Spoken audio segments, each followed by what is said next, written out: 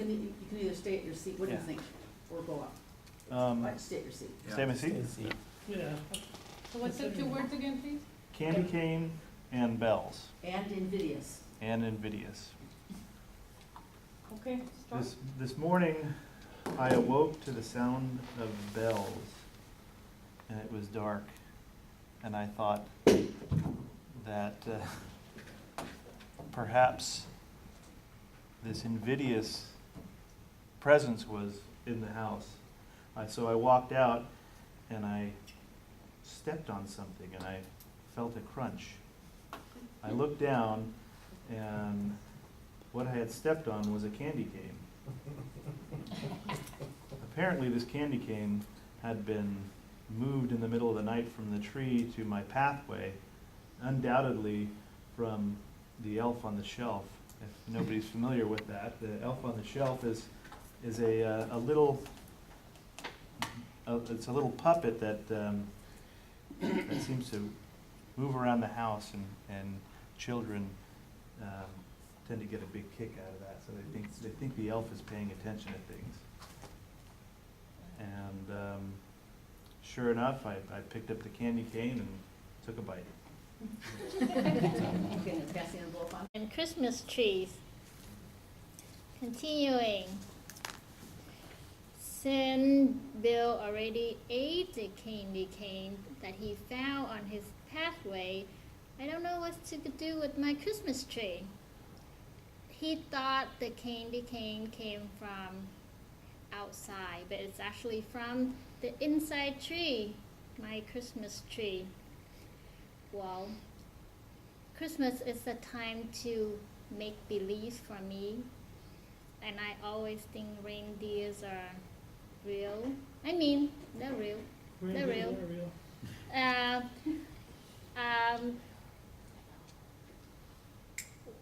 One other time, well, I know it's real because I actually ran into one on my way to Reno one time, and it was an invidious experience. My car ran into one. It was a true story. And, however, I still love reindeer. They make the season. Thank you. Having a very merry pre-Christmas season, because growing up in my faith, we really start celebrating at the beginning of Advent, which is 6 weeks before Christmas. And so it gives us a chance to build up momentum for the big climax. And so actually, what Bill forgot to tell you was that this is this is a parenthetical thing, is that his wife and he give presents to each other before Christmas, and she had given him these really nice slippers, you know, the furry kind. They're furry on the inside. You don't need to wear socks when you have them on, but she won't let him go outside with them on. So when he stepped on the peppermint candy cane, he wasn't wearing slippers or socks or anything, and it really hurt him. So he called me up, interrupting the Advent celebration that we were having, Grace. And I'm going to start calling you invidious from now on. And so he asked me if I'd come over because I had surgical background, and would I please take some of the splinters of candy cane out of his feet. And so I did that, but I didn't know where he lived, and he hung up before I went over to his house. I just went outside and followed the star to his house. Thank you. Cold? Cold? Okay, try Starting it. in cold. Yeah. Try it. Let me see. So, one thing that Bill failed to mention is that that little elf is very petty, and the little elf became animated, and you know, I had all these wonderful gifts in my stocking, and for reasons unknown to me, he decided to take the gifts out, keep them for himself, and he put coal in place. And I just feel that that is so invidious of him to do that, and I think so. You can just pass it on if you want. Okay, that's good. What what I found in the coal stocking, the invidious stocking of coal, was a ribbon. A ribbon that was just not a couple of inches long, it was foot after foot after foot. So I decided to follow the ribbon. And I followed the ribbon, it went through all the rooms of the house, and then it went to the outside door. I opened the door, and I followed the ribbon, it went out the door, and then I looked up on the roof, and the ribbon was attached to a sleigh which was on my roof. Okay. What's your word? Okay. Mine is chimney and elves.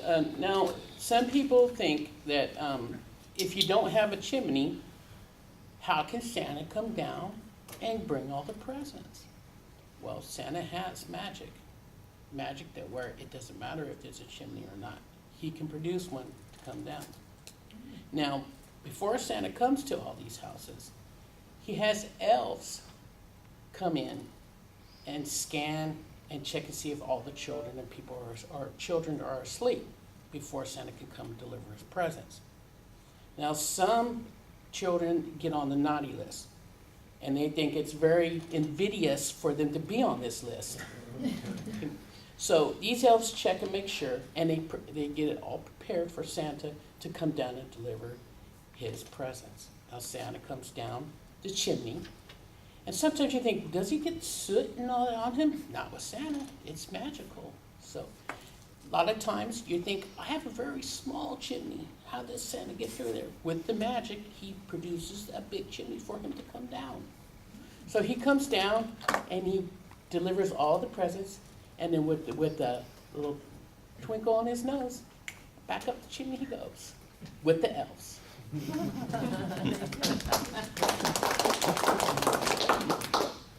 Pardon me for a second, I just wanted to check it out. Wrapping paper, so Santa's on the roof, assuming that he's getting into the sleigh. And I don't understand for such a mythical character why in the world he would have sleigh bells on his sleigh, on his comings and goings. Because you would hear that, wouldn't you? Yeah, I think that's invidious of him to do that. It's taunting for all of us who believe, and irritating for those that don't, to hear those sleigh bells on the roof. And also, why in the world would Santa wrap the gifts in the same wrapping paper under the tree?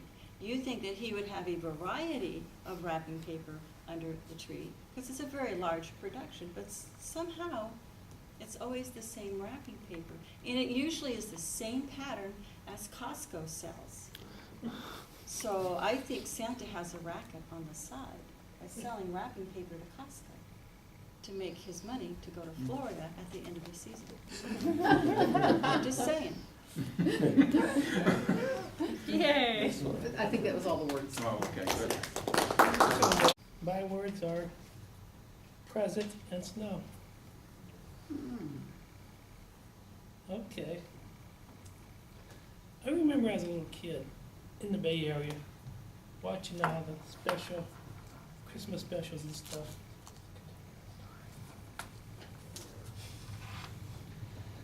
And okay. Talk to me. Okay, anyway, one of the things I thought about, this really saw the stories of Santa and so on, but Santa seemed to only come to the houses where there's snow and stuff, because that's usually the general thing you see in these stories. So when I was about 9 years old, I had a chance to finally get my present that I really wanted, was to go to the snow country and literally live there for several years. The year after that, we got some of the biggest snowstorms we've seen. And so I really got my present. I was literally buried in the snow. My family had a snow shovel. Get busy, we gotta get their ourselves out of here. So, that's what we did. And of course, thinking of present and snow, the house we moved into, like Tahoe, had a little Benjamin stove, or Franklin stove. I'm thinking, well, Santa Claus has been coming down to the various places I've lived with regular standard fireplaces. I don't think he's gonna go through that Benjamin, if you guys know what a Benjamin stove is, a little pipe and a little stove. There's no way he's coming this year. But I don't care. I had my present, because I got my snow. So, just this last weekend, I, myself, and the kids, my dad, we drove to the old house we first moved in there. There was no snow. So the invidious effects of global warming is really being really traumatic in terms of snow and economic effects in the Lake Tahoe area. But, as my son would say, past is gone, the future's unknown.